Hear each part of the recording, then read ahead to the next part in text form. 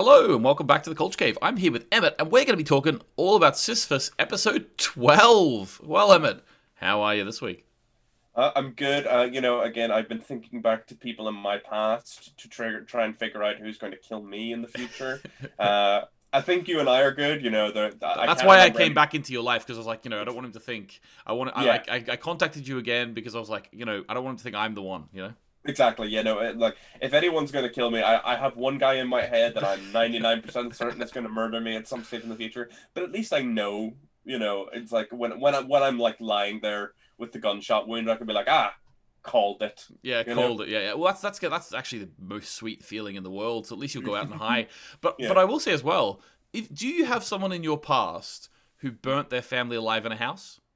Not Because to my knowledge. that might be the first guess you should make. I think. Yeah, no, definitely. If I know someone who killed their whole family, I'll definitely put them to the top of the list of people who might kill me. Now, question, Emmett. Um, Actually, would you need to, if you were told from your past, you knew someone in your life who had a weird interest in you, used to follow you home, yeah. burnt his family's house and killed his family, and then also told you that he was going to kill everyone. Would you, when you were told that person was from your past, would you have to see a photograph of him to remember that? Uh, there's one girl that just stopped me for a little bit, and I still remember her to this day. And she did not kill her family. Just the fact that if someone stopped me for a bit, I'd remember. Yeah, You yeah. know, like Do you not? I Do you not remember? Also, the lookalike for the kid was so good. Like, Oh yeah, like genuinely one of the he had a good sort of resemblance with the actor for Sigma, which was great. Obviously not to dark levels of craziness, but like it's still always good when they get like an actual kid that looks like they could have aged up into the person. yeah, exactly. So basically, Hante Sul and Hay, Gangsho Hay, which I'm getting used to the names now. She and him went to Hante Sul's old school, and to try and find like remnants of his past because they figured out through the painting. I think it was like a painting underneath a painting. I don't really know. Mm. Invisible ink. I don't know what was going on, but he found out that actually there's been a drawing that Sigma has done of him like looking over Hante Sul destroying the world, and then I think they see a picture in a yearbook, which is all those pictures. So they decide, let's go back, and they find out that it was actually a little kid in his class who was getting bullied. And then Mm. Hante Sul saved the day with some science, as he always does. What did you think of that? It's very funny where it's less like when Hunter still hands because I can't remember the exact like chemical composition, but like it makes a little explosion. I think it was just Um, water and sodium. I think. Yes, water and sodium. I think you're right. I'm bad at science, but like he hands it to the bullies, and like it explodes in their hand. I'm like, in my mind, I'm like, why would you take like anything from this kid who says he's got like chemicals? Yeah, these mean big butch bullies beating up a kid on the ground turn around and go, "Ooh, flasks! Oh, Thank you, yeah. thank you." Oh, thank you. Should Yeah. I drink it? Should I? It just blows up. Very interesting. It does obviously lay the groundwork for later on when Sigma blows up his house. Yeah, This episode's such a weird addition to like Sigma as a character because it's like not to say it's a bad addition because so we find out obviously that he followed Hante Sul's example with that thing to kill his abusive father. Mhm. And we also learned that like Sigma apparently has like visions of the future and stuff like Or at that. least he So thinks like he does. Yeah. yeah, he seems to, and he seems to, maybe it's a bit of a self-fulfilling prophecy where he's like trying to like make his visions come true on that front, like Yeah. actualizing the ideas that he has. But like he is obsessed with hunting steel. He kills his family using the same sort of chemical trick, but like at a higher level. And like he like tells Hunter Sewell at the same time. So it's like I don't know how you could forget that person's existence. Where it's like they stalk you, they kill their family, they tell you that they use the trick that you showed them to kill their family, and also told you that they can see the future and they know that you're going to do something really cool in the future. And it's like, okay, like it's It's like how probably do you like forget that? probably the answer for me, Emmett, actually is while you're speaking there, I'm just realizing it. Hante Sul gives so little of a shit about this kid that he didn't even realize what was going on. Like, I Yeah. think he does get up, go over to his desk, and see the burning house. So actually, he was more involved than my point sort of makes out. But there is a chance that because he cares about everything around him so little that maybe he would forget. But still, it's a bit of a long. Yeah, it's a bit especially when you've got like this big conspiracy thing. You would like be thinking back to people in your past, but I think you can make a fairly decent point around the idea that like Hante Sul, just as a person, isn't really interested in other people for the most part, Mhm. which is been shown a couple of times. I think intentionally and unintentionally through the show. I think sometimes they don't maybe mean it to come off as mean as they intend, but he comes across like an absolute asshole. But Oh like yeah. he only seems to like care about very specific people and then not think about any of the other people around those situations. So I can see how not liking that kid, he'd be like, I'm going to forget about him now. I'm just going to like not think about him ever. I'm going to put him to the recesses of my mind. This is never going to come up again, and then it does for Yeah, him. it does. Comes up in a big way. And the episode ends. Obviously, we're going to talk about other aspects of the episode, but this little Sigma thing ends with Sigma outside the playground, and he's waiting. He's waiting for Hante Sul. Although we did miss a point when they got to the school. A woman who works in the office of the school, or a teacher in the school, was a huge fan of Hante Sul. Yes. So much so that you couldn't believe it was real. But it was real, or was it? It wasn't real. Well, It was, she yeah, it might. was not real. Let's be clear. It was not real. She tied up the actual woman in the cupboard. Yeah, I love with the woman in the cupboard that because they do this big reveal that after Hante Sul and Sohei had left the room, you hear some struggling, and then she opens up the cupboard and it's like, if you do that again, I'm gonna kill you. Yeah, To the real teacher. it was a Why real didn't shift, wasn't it? A real shift in, like, she was really happy, and like even after Hunter Sul left, she was still even yeah. happy with the picture, and then it changed. Yeah, and then you seen her sending the photo to like the Sigma and the Control Bureau and stuff like that. And then my question is though, if you're that teacher in the cupboard, why would you wait till Hante Sula and Sohei left the room? Like it's like your one chance of survival is these other people. I'd be like, help me, I'm in the cupboard. Yeah, She's yeah. not the real teacher. That seems to happen a lot in shows and movies, doesn't it? Like the idea Yeah. that they don't actually do what they should. I mean, maybe she was knocked out and she just came to. Maybe. Yeah, possible. Like, well, we'll give her the benefit of the doubt. Maybe she was just like unconscious or too scared to do anything at that point. Yeah, she's the victim in the situation. We'll give her the Yeah, benefit of the we're doubt. we're not going to victim blame, obviously, but once they because they do find out that woman, and it leads to a pretty fun like fight scene within the Oh yeah. school. And like I'm sure like you did this all the time when we were in school together, and I'm sure everyone else has done this. But like I, What I always fight? loved like Yeah, I did a couple. oh yeah, we fought all the time. There was a fight club in our school, but like You don't talk about that. it was sorry, cut that out. No, but like I think I like when I'm in like a location for a long time, I like to picture like what if like a fight scene from like a movie broke out here? What would be like a cool way for the fight to go around and stuff like that? Oh So yeah, yeah, yeah. it kind of weirdly gave me like nostalgic vibes watching that fight because I was thinking back to all those times when I was in like secondary school, just daydreaming, being like, what if a cool Matrix-esque fight broke out here? You know? Well, I actually am sort of not going to say too much here, but I'm teaching a sort of media filmmaking course next year, and I'm if one of them chooses the genre of action, we may have a chance to actually do that, which would be really cool. Oh, that'd be a lot of fun. Like you gotta have like some people like turn their nose up at action films, and I'm like, yeah, like I love a bit of you need that broad spectrum of film, I think, to like really enjoy yourself. Any You can have, genre has a good, really cool, good way to do it. There's obviously exactly. every genre has knockoffs, and every genre has people who don't put as much effort in or don't care about the product. But every genre has a standout sort of level where it is amazing. You know what I mean? Yeah. Okay, so that's Sigma. I'm looking forward to seeing how this ends with Sigma. To be honest with you, there's a question. Hay seems to believe that she has changed something. What do you think?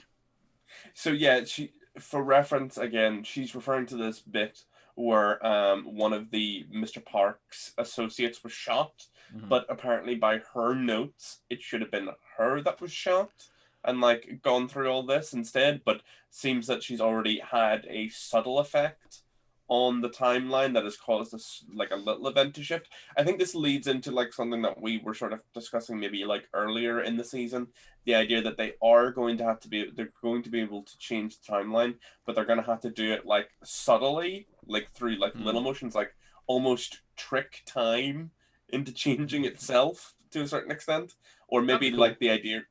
Or maybe like the idea at the end of the show will be like, yeah, they failed this time, but in the reference of the Sisyphus rolling Sisyphus. up, Yeah.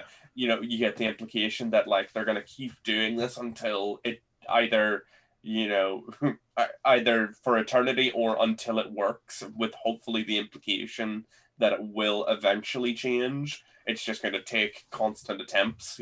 Okay, like I like where your mind is there. Personally, for me, Mm, I am thinking that it's going to end with it just continuing on. And I think it's because yeah, it's a one-off series. They're more likely to be able to do that than other time travel stuff yeah, because it is just a one shot, So in my mind, they are going to end, and the reason why I think as well is because they're introducing now 4 episodes from the end. They're introducing the idea that they are changing time. mm, So for me, if this was going to end with them changing time, then they would be introducing the idea that they haven't changed time now, so that it's a surprise when they do. So the fact that they're introducing that Hay thinks they've changed time shows it's telling me that possibly it's going to end with it not changing because we've been built up now to believe it is changing. Yeah, that's possible. Like it's either they're either foreshadowing the way that it's going to change, or they're setting us up for a heartbreaking, whip the carpet out from underneath our feet sort of Mm-hmm. moment where we realize that it was all for naught. I'm hoping. I'm like, I'll be fair. Your theory is probably stronger. I hope I'm right. I want a happy ending for these people, especially after, again, going through a lot of depression with Dark. Yeah. It would be nice to see a happy ending. Well, I could see something like maybe the shot getting shot in the diary was referring Mm, to a different time, or potentially even something like at the end they didn't stop it and they decide that they need to go back in time, so therefore they change the diary to mm. reflect what the diary originally said, so that the next Hay can have another go. Yeah, or potentially Hay is lying to herself because Mm-hmm. she knows that the diary lies to herself, to give herself the hope that she can change things. So, again, I might be reading into that, and because again, watched through a lot of Dark, and there's a Mm-hmm. lot of lying to yourself in Dark, both Mm-hmm. literal and metaphorical. So Yeah. maybe I'm reading into that on that front a wee bit, but who again? We're coming. This is episode 12, obviously, and there's 16 episodes in. Yeah. We're getting very close to the conclusion, so we're gonna be finding out a lot of stuff very quickly. Yep, awesome. Okay, so we also have to. I want to just mention very quickly the character of Bingbing, because Stephen Crummy in the comments has been sort of wanting us to mention her because she is a fun character and she does. Yes. She's very good at her technical stuff, and she also is obsessed with Hante Sul. So I just wanted to give her a mention. Anything to say about Bingbing? I think her and Jason could end up together at this stage. They're both kind of rough around the edges, and I don't, unfortunately, as much as I love Jason, I think he's not going to be able to get Sohei. She seems very set on Hunte Sul. Mm-hmm. And like they've spent like a couple of scenes together where they seem to have a decent amount of banter. So I'm wondering if that's going to work out for the two of them. Well, they've only got 3 days to do it. Let's be Yes. honest. They Yeah. got 3 days to Yeah. do it. Come on. Yeah, yeah, it could, maybe they can get to a bunker and have a nice time themselves. Who's to say? Yeah, yeah. Who is to say? Yeah, Okay, so Mr. Park, obviously Bingbing's boss. yeah, There's a nice little scene between where he's putting a gun at Hay and Hante Sul, and Hay sort of calls his bluff a little bit and throws the medicine, the stem cells over to save the fella's leg, and sort of they get away. Nice little tensiony scene. Obviously, we in no way thought they were going to be killed. Sort of one of the one of the issues with time travel films and shows is that you sort of some of those instances don't have as much jeopardy as other times. Um, yeah. but the thing I wanted to talk about most, unless you have anything to say about that, but the thing I wanted to talk about most is Park going and seeing his younger self. Yes. So the somewhat trigger warning / spoilery thing. We see that Mr. Parker's never come across as a good person in the sense of he's sort of a morally great at best kind of character. But we do see him watching his younger self with the family that he's so obsessed with getting back. And we see that he was not a good father. He was not a good husband. He was very abusive towards the people in his life, and that possibly leads into why maybe they didn't want to go back with him, because cycles of abuse can start like that. It is, I have been a big old Park stan for most of the show. I've been a big fan of him. Hard to sympathize with him when you watch him just roughly abuse his partner, and but even Mr. Park himself seems to find it difficult to sort of sympathize with himself, because he throws a big old rock at his face. Yeah, as you say, it does add depth and layers to his family not coming back through the uploader. It does make a lot of sense to me, because why would they want to? And that's making him realize now, actually, they've just escaped me. You know what I mean? Yeah. And, maybe, again, throwing a rock at himself is, it doesn't undo any of the damage, but at least it shows that he realizes that he was a monster on that front. And, perhaps he's trying to change. I'm hoping that we'll maybe see in the next few episodes that he does some more redemptive work. Because, again, being a sort of like a criminal who steals from people and stuff, not a good thing, but it's easier to sympathize with a person in a terrible situation doing what they can to survive than it is to sympathize with someone who is just abusing people who rely on him. So unfortunately, Mr. Park, I am no longer going to stand you unless you find some way of undoing what you did. Yeah, I will say the actor Dong Il-sung, he's really good, and I want to see him in more stuff, to be honest with you. And Ema made a good point when we were watching it. She said, I want to see whether the way he holds himself is the same in all of his other roles, or is this particular to Mr. Park. Either way, it's fine, but he really seems like he's putting on a real persona for this. But maybe that's just who he is. But I really, really enjoy this actor. Yeah, it's like he's one of the best actors in the show, and again, I said I'm not going to stand him anymore, but prior to this, obviously, anytime he is in a scene, he really stands out in that scene, he holds a lot of attention, and he has a great persona for it, like you said. So again, I really do love the actor, and again, if anyone knows anything else that he is in that you want to recommend, definitely drop it in the comments. We're open to watching all sorts of stuff, even just in our our off time from the Culture Cave. So, and we're quite fond of certain actors. We develop a somewhat what do you call that, the bond, the psycho, what do you call that, psychosomatic?